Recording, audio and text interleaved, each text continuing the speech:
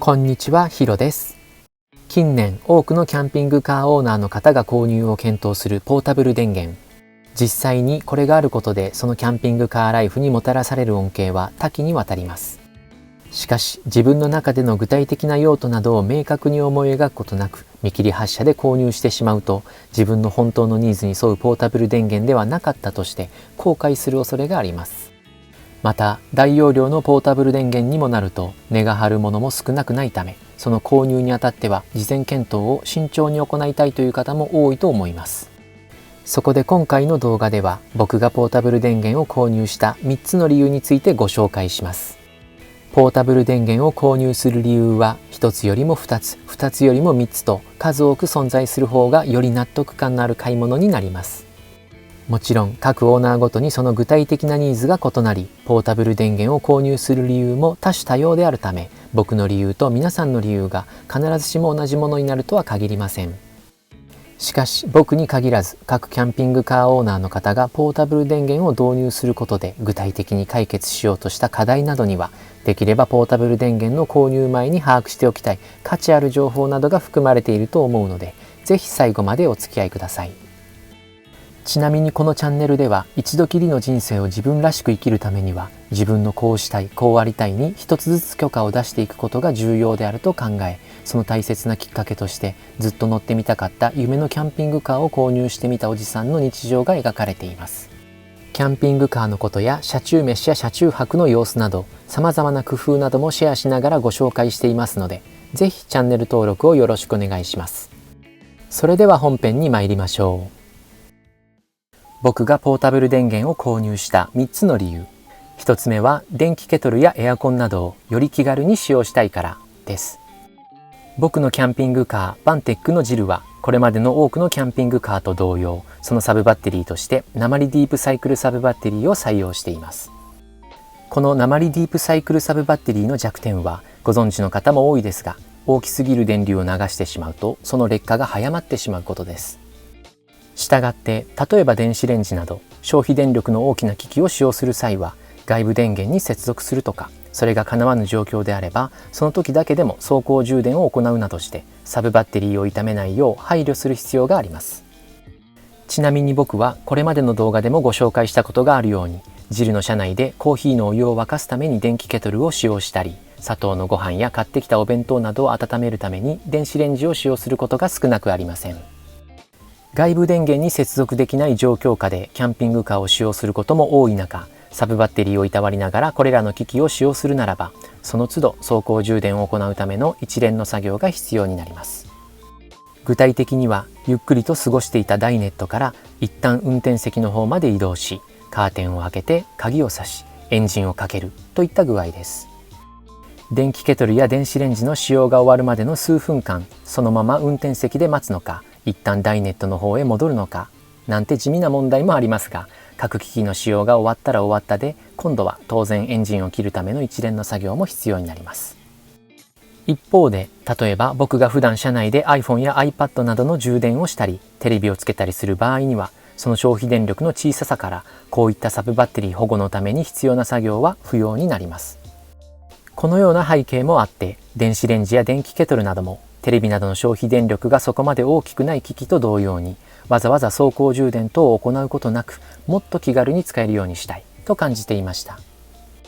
こんな時、もし車内に鉛タイプではなく多くの方が実際にその購入を検討されているリチウムタイプのポータブル電源があれば、電気ケトルや電子レンジなどの消費電力の大きな各種機器をより気軽に使用できると考えました。またここまで電気ケトルや電子レンジの観点からのお話をしましたが、他にもキャンピングカーの車内でのエアコンの使用について悩みがあるという方は少なくないと思います。ちなみに先に取り上げた電気ケトルや電子レンジなどはその消費電力の大きさこそ悩みの種ではありますが、その使用時間はだいたい1回につき数分程度にとどまるのが一般的です。しかし例えば夏に冷房として使用するエアコンは通常数分程度の使用で足りるということは基本的になく、数十分数時間と連続使用することがほとんどです。そんな中で問題となるのは鉛ディープサイクルサブバッテリーのもう一つの弱点です。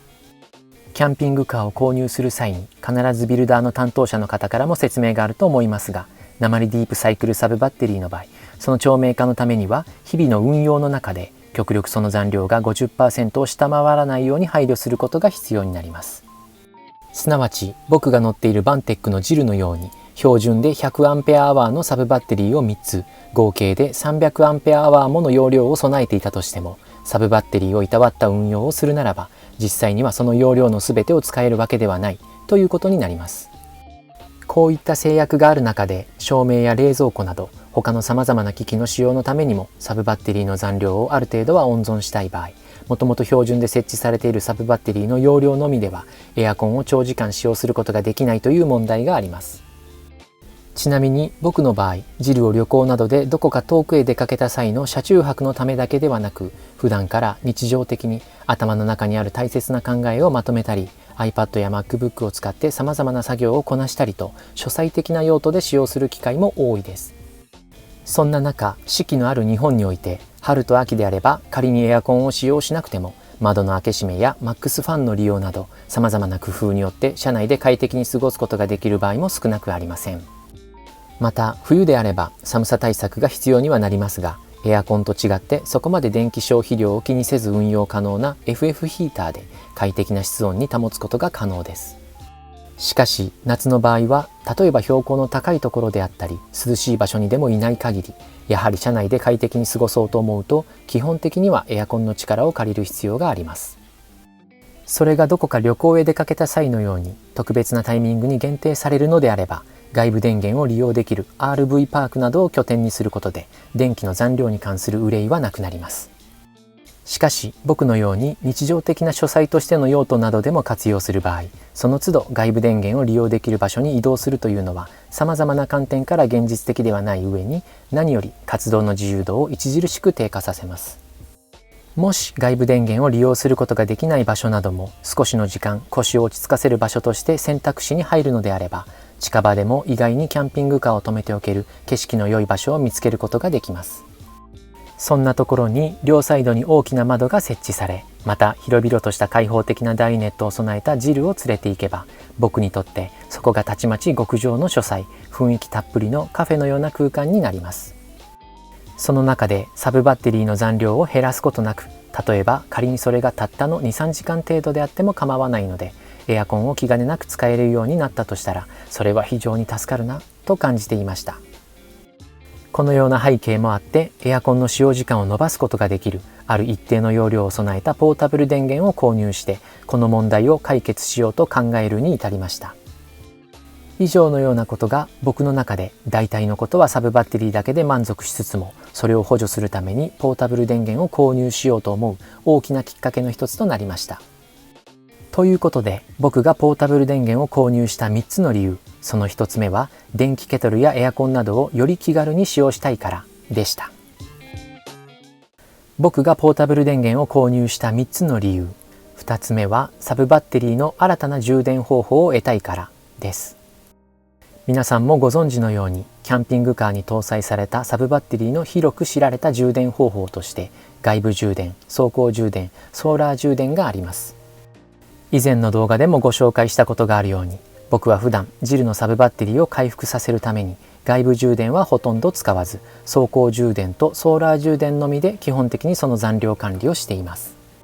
このような運用スタイルでも前日に電気を大量に消費するということがない限り、1年を通して照明や冷蔵庫などで消費される程度の電気量であれば、次の日に走行充電とソーラー充電だけで比較的容易に回復させることができます。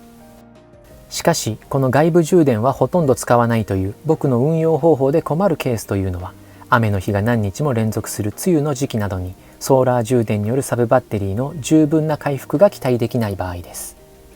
もちろん外部充電とソーラー充電がダメでもまだ走行充電が残っていますが、そういったタイミングで必ずしもサブバッテリーを十分に回復させるだけの長時間移動ができるとも限りませんので、こういった場合には先ほどもお伝えした極力 50% を下回らないように配慮する必要があるという、その残量管理の観点から多少気をもむことになります。ここで3つの充電方法が全て使えないなら、電気の消費を抑えるためいっそのことメインスイッチを切ってしまえばいいという考えもありますが、これも以前のオプション動画でご紹介したように僕の中では例えばキャンピングカーを使用していない時も冷蔵庫などを常時電源オンにしておきたいといったニーズなどからこのメインスイッチを切るという方法も容易には採用できません。こういったことを受け、外部充電、走行充電、ソーラー充電というサブバッテリーの一般的な3つの充電方法の他にもサブバッテリーの残量を回復させることができる新たな充電方法を得たいと感じていました。そんな中、僕がジルを購入したバンテック愛知のスタッフの皆さんと相談する中で、ポータブル電源を使ってサブバッテリーを充電するある方法にたどり着きました。僕は現在このサブバッテリーの新たな充電方法のことを内部充電と呼んでいます。なぜ内部充電と名付けたかというと、その仕組みとしては基本的に外部充電と同様でありながらも、外部充電とは異なり、電源の設置場所やその電源とキャンピングカーとの接続のための配線がどちらも車外ではなく車内で完結するものだからです。具体的に現在の僕のポータブル電源システムで説明すると、電源の設置場所は運転席の後ろのこの空きスペースで、その電源とキャンピングカーとの接続のための配線は電装関係収納庫の方から直前までケーブルが見えないように収納庫内部に隠しながら伸ばしたこの白のケーブルをつなぐだけです。なお、この内部充電によってサブバッテリーをどれだけ充電することができるかは当然ポータブル電源の容量などによって変わってきますが、例えばサブバッテリーの残量を 10% や 20% でも回復できれば、たっぷりとソーラー充電が可能となる晴れの日までだったり、十分な走行充電ができる長時間移動の日までサブバッテリーの残量が 50% を下回らないようにするという運用がより容易なものになります。これが僕の中でサブバッテリーの残量管理をする上で、普段は走行充電やソーラー充電だけで満足しつつも、雨の日が何日も連続するようなタイミングなどでのお助けアイテムとしてポータブル電源を購入しようと思う大きなきっかけの一つとなりました。ということで、僕がポータブル電源を購入した3つの理由、その2つ目はサブバッテリーの新たな充電方法を得たいからでした。ちなみにこの内部充電の実現のために僕はバンテック愛知である電気的な工事をお願いしましたが、これによってポータブル電源と車内の各所に設置されたエアコンや電子レンジなどの各家電とスマートに接続する方法についても同時に実現しています。せっかくポータブル電源でエアコンなどの各家電を動かせるようになっても、各家電との接続のために毎回ポータブル電源を移動させたり延長コードを伸ばしたりするのは面倒ですし、何より車内の美観を著しく損ねてしまいますよね。もし各家電やポータブル電源を普段の設置場所や普段使用する場所から移動させなくても、各家電の電源プラグを車内の各所にあらかじめ設置された AC100V コンセントに挿すだけで、サブバッテリーからの電源供給によってではなく、ポータブル電源からの電源供給によって各家電を動かせるようになったら、とても便利で最高だと思いませんか？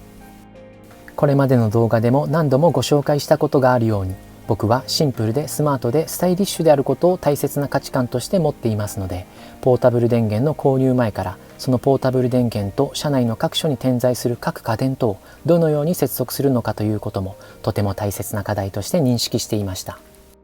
もちろん僕だけでなく、こういったことを重要なテーマとしてお考えの方もいらっしゃると思いますので、このポータブル電源と各家電とのスマートな接続方法や、先ほど言及しましたサブバッテリーの新たな充電方法、内部充電の詳細などについても今後の動画で改めてご紹介できる機会があればと思います。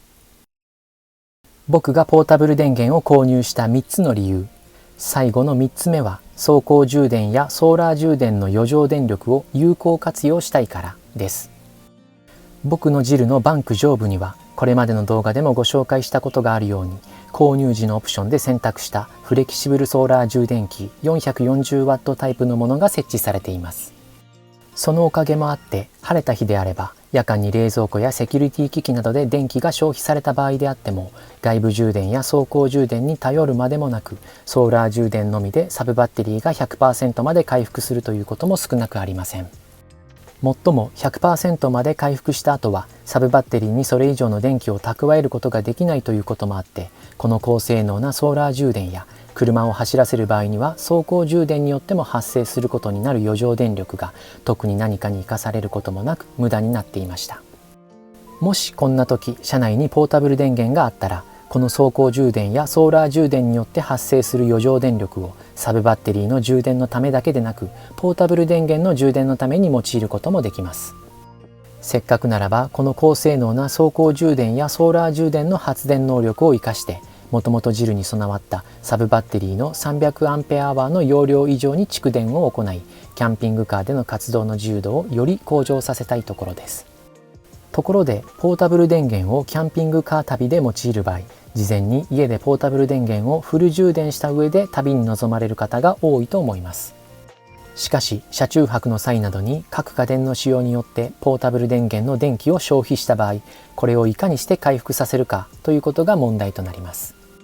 もちろん例えば1泊2日の旅のようにすぐに家に戻れる場合や、そうではなく連泊する場合でも外部電源を備えた RV パークなどを利用できる場合は、コンセントから供給される AC 電源によってポータブル電源の残量を回復させることは容易です。しかしすぐには家に戻れない場合や、旅の計画の中で外部電源を備えていない場所などを拠点とすることも考える場合には、これが難しくなります。そんな中、走行充電やソーラー充電の余剰電力をポータブル電源の充電に当てて、サブバッテリーだけでなくポータブル電源についてもその残量を回復させることができれば、より自由度が高く柔軟性のある旅が可能となります。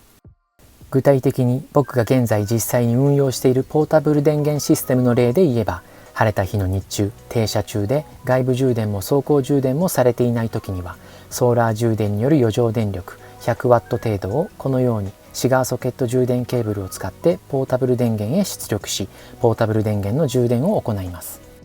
100W 程度ソーラー充電の余剰電力を回すだけでも、普段僕が電気ケトルや電子レンジを数分使用することで消費される数パーセント程度の残量は比較的容易に回復させることができます。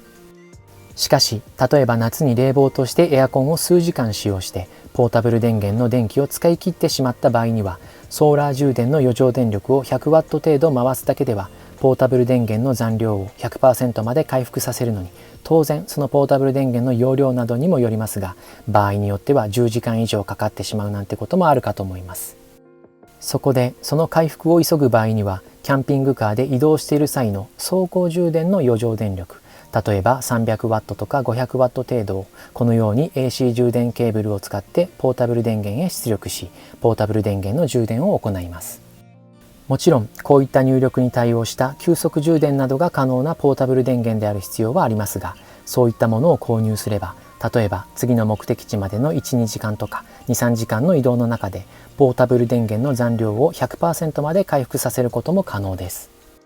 家など AC 電源を遠慮なく使用できる環境下においては、それを用いてポータブル電源の充電をサクッと行えばいいだけの話ですが、仮にそうでない場合であっても、このようにキャンピングカー単体で独立してサブバッテリーやポータブル電源の残量管理をうまく行える状態を構築しておくというのは、長期の旅や災害対策といった観点からも大切な備えになると感じています。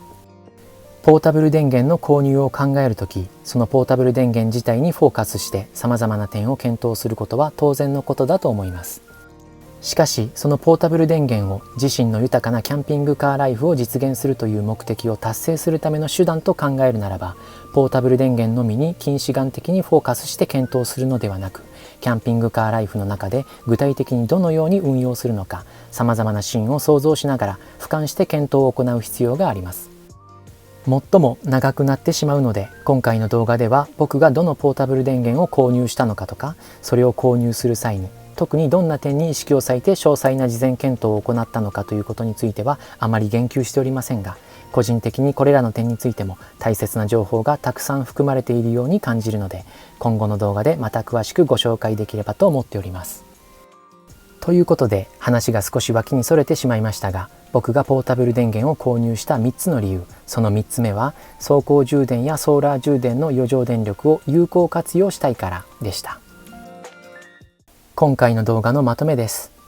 僕がポータブル電源を購入した3つの理由。1つ目は電気ケトルやエアコンなどをより気軽に使用したいから。僕と同じく鉛ディープサイクルサブバッテリーを採用したキャンピングカーにお乗りの方で、消費電力の大きな電気ケトルなども気兼ねなく使用したいとか、他にも長時間使用することが一般的なエアコンをより長く使用したいなどのニーズがある方は、これがポータブル電源の購入理由の一つになるかもしれません。2つ目はサブバッテリーの新たな充電方法を得たいから。僕と同様にサブバッテリーの残量管理をする上で、外部充電、走行充電、ソーラー充電といった従来から存在するサブバッテリーの一般的な充電方法だけでは少し心もとない場合があるという方は、ポータブル電源を活用したサブバッテリーの新たな充電方法を得るため、これがポータブル電源の購入理由の一つになるかもしれません。3つ目は走行充電やソーラー充電の余剰電力を有効活用したいから。もともと備わったサブバッテリーにポータブル電源も追加することで底上げされるキャンピングカー全体での蓄電可能な容量、高性能な走行充電やソーラー充電によって生まれうる余剰電力をサブバッテリーだけでなくポータブル電源の充電にも有効活用して、最悪キャンピングカー単体でも完結しうる、そういったバッテリーマネジメントシステムを構築することに魅力を感じる方は、これが購入理由の一つになるかもしれません。ということで、今回の動画では僕がポータブル電源を購入した理由について主要なものに絞り3つほどご紹介しました。他にも購入した理由は細かいものを入れるともっとたくさん存在しますが、今回の動画が皆さんの中でポータブル電源の購入理由をより明確なものにしたり、その具体的な用途や細々とした周辺の検討事項についてもより詳細にイメージするきっかけになったとしたらとても嬉しいです。ちなみにこの動画のコメント欄では、皆さんがポータブル電源を購入したいと思う理由や、こういう感じで使おうと思っているといった具体的な用途などについてもご意見を募集しています。その皆さんのニーズや具体的な用途こそ、これから実際にポータブル電源を購入する方の何か参考になるということが少なくないと思いますので、ぜひお気軽にコメントいただけたらと思います。それでは今後もこのような動画を投稿していきますので、もしこの動画がいいなと思ったら、高評価とチャンネル登録をよろしくお願いします。また不定期投稿になりそうということもあり、ベルマークボタンも押していただけるととっても嬉しいです。ということで、今回も最後までご視聴いただきありがとうございます。また次の動画でお会いしましょう。